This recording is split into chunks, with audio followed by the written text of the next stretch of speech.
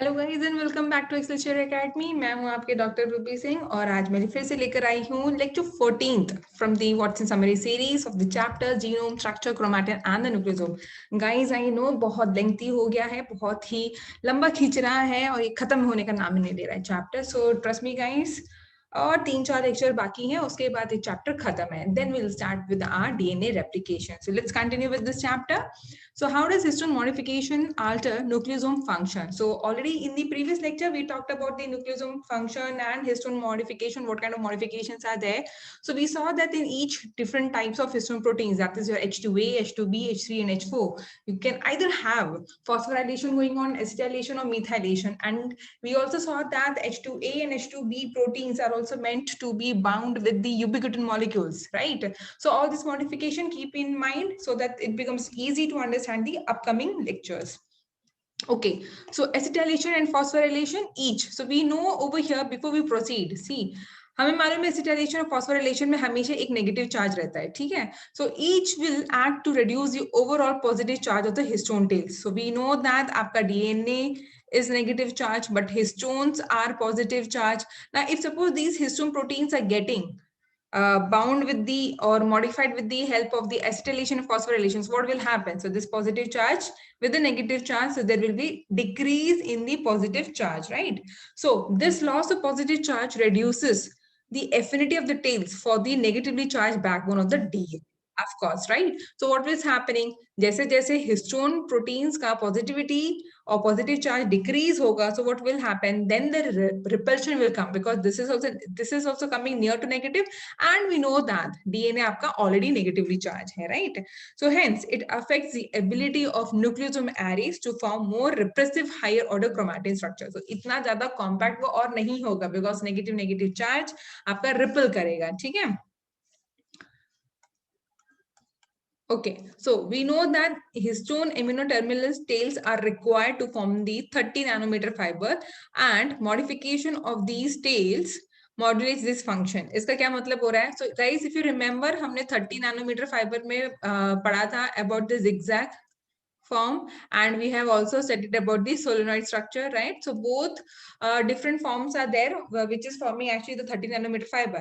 अब हमें ये भी मालूम है कि अगर हिस्टोन टेल हम मॉडिफाई करेंगे तो of course the function of histone is also going to change. आपका न्यूक्लियोसोम वहां पे कुछ और फंक्शन करेगा फिर, ठीक है?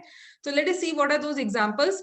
And when I say that, it means that it is going to be very important because you guys have to remember this. Okay, चलो आगे बढ़ते हैं.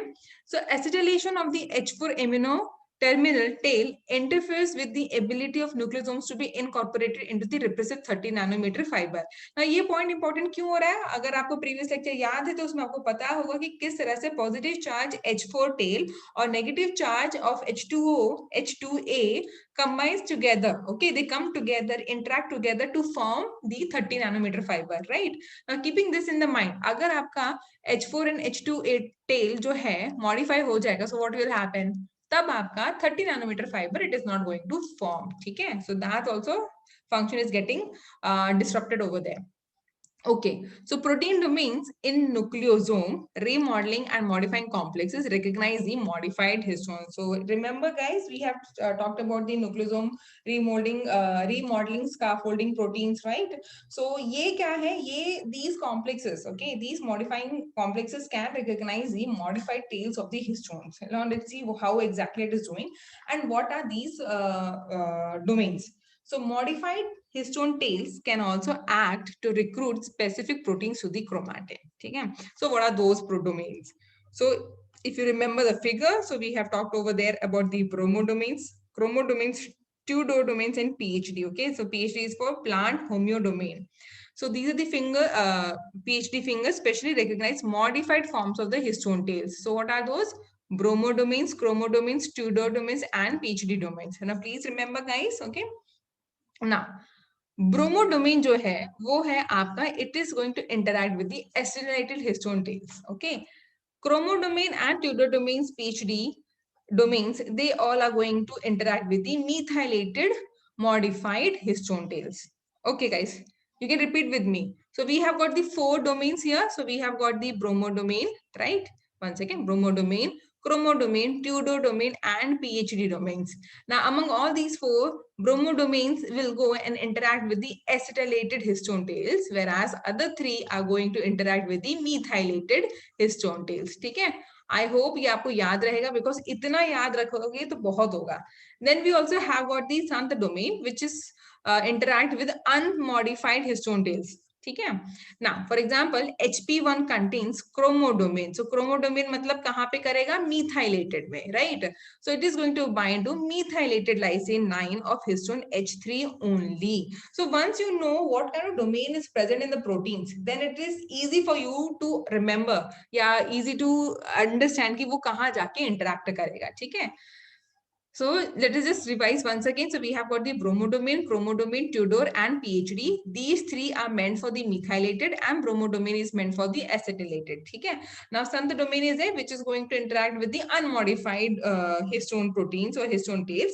And the example of chromodomain is HP1, which is going to bind with the methylated lysine. Okay, so this is just the one example. Okay, so यहाँ पे आप देख सकते हैं. Very beautifully they have shown in the figure. One second. Yeah. So you can see that you have got the unmodified protein, right? Unmodified histone tails are there. So of course over here the xanth domain can interact. Now if it is acetylated, so your bromodomain will come and interact with these modified histone tails. Now if it is methylated, then chromodomain is there. We have got the pseudodomain is there, and then we have the PhD domain. So all these will go and bind to the modified histone tails. It's the same thing, just with the diagram it has been explained. Now, how do the domains that recognize these modified histones alter the function of the associated nucleosomes? Okay? See, these questions are really very important, because once you understand like what is being asked, तब आपको answer देना बहुत easy हो जाता है. ठीक है? And I am teaching in such a way that so that the concepts are clear in a way that जब भी आपको इंटरव्यू में पूछा जाए, you are able to answer anything when you say that you are interested in mole bio. Okay, guys. So this is only for you guys. Okay. So modified histones recruit enzymes that will further modify adjacent nucleosomes. Now, so when you bring actually, ठीक है, इसमें पूछा क्या गया था कि कैसे ये डोमेन्स मॉडिफाइड हिस्टोन्स का फंक्शन अल्टर करते हैं. तो वो जो एंजाइम्स है which are being recruited so that they can get modified, they also contain these domains, and that's how it is happening. Okay, let us understand by the help of the example. So many of the enzymes that acetylate histone tails, ठीक है, for example it is called HAT, that is the histone acetyl transferase. तो इसका क्या काम है? इसका क्या काम होगा? एसिटाइल ग्रुप को ऐड करना. ठीक है? So it will include bromodomains that recognize the same histone modification that they create. So what does it mean? So even though your nucleosomes are getting modified with the help of the acetyl group, ठीक है? So this acetyl group is being added by HAT enzymes, that is your histone acetyl transferase. So once they are being modified with the help of the acetyl group, they are finally having recognized by the bromodomains, right? Now the thing is that how this has been carried out, because these hats also contain the bromodomains. Okay, so they also recognize the same modification that they themselves create. So bromodomain facilitates the maintenance and propagation of the acylated histones by modifying the nucleosomes that are adjacent to the already acylated histones. तो इसका क्या मतलब हो रहा है? HAT जो है, जो एंजाइम है, it itself has got the bromodomain, and once it goes and binds or interact with the acylated nucleosomes, it is helping the other nucleosomes to get modified. ठीक है? I hope this is clear. Okay, yeah. So modified histones can also recruit the proteins, other proteins which will act on the chromatin. Okay, so these are all involved in the transcription factors and all. For example, the transcription factor called TF2D, it has got the bromodomain. So now this domain will direct the transcription machinery to the sites of histone acetylation, which is an additional way that histone acetylation contributes to the increased transcription activity of the associated DNA. तो इसका क्या मतलब हो यहाँ पे example से? So we know that we have got the transcription factors TF2D. ठीक है? So इसके पास भी आपका bromodomain है. So now this is going to interact. Okay, it is going to interact with the DNA it will recruit the enzymes and it will increase the acetyl group modification. So इससे क्या होगा, वहां पे आपका transcriptional activity improve होगा और increase होगा in the other ways. ठीक है? Okay. So chromodomains that recognize sites of histone methylation associated with transcriptionally repressed genes are found in several proteins. This example we have already seen, that chromodomains are present in the HP1 protein and the polycomb proteins. It's okay. It is just enough to understand what is being said over here. You can't remember everything. So this is a table actually where you can see what kind of enzymes we are talking about, what kind of domains they are having, and what are their targets. Okay. Yeah, for example, you can see that histone acetyltransferase complex. So we have got the different types over here. The number of subunits are also given and their catalytic subunit. Now, what is important is that you can see that in the case of histone acetyltransferase complex, we have got both bromodomain as well as chromodomain. You can see all different types of domains are present. Okay, so when these are present, you can see the targets also. So mainly if you see, it is the H3 protein or H3 histones which is getting modified. Now, if it is histone deacetylase complex, then again, you can see it is also having the different domains which is present, and depending on that, it is going to target. Okay, so यहाँ पे क्या काम है histone deacetylase का? To remove the acetyl group. Okay.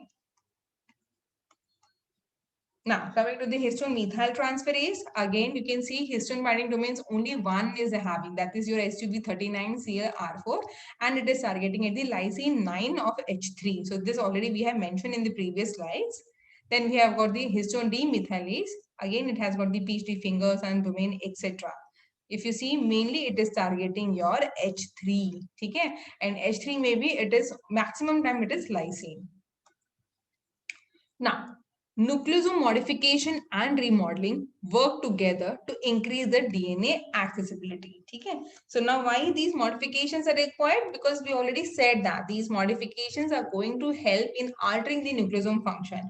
And if suppose it is along with the remodeling complex, then what is happening? The accessibility to the DNA, यानी कि DNA और आपको मिलेगा, for example, for the gene expression, etc. ठीक है?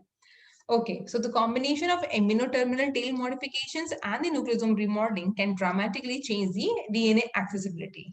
Now, the protein complexes are involved in modifications are frequently recruited to the sites of active transcription. So just now we have mentioned that जहाँ पे भी आपका acetylation ज़्यादा हो रहा है, it means वहाँ पे आपका transcription हो रहा है, ठीक है?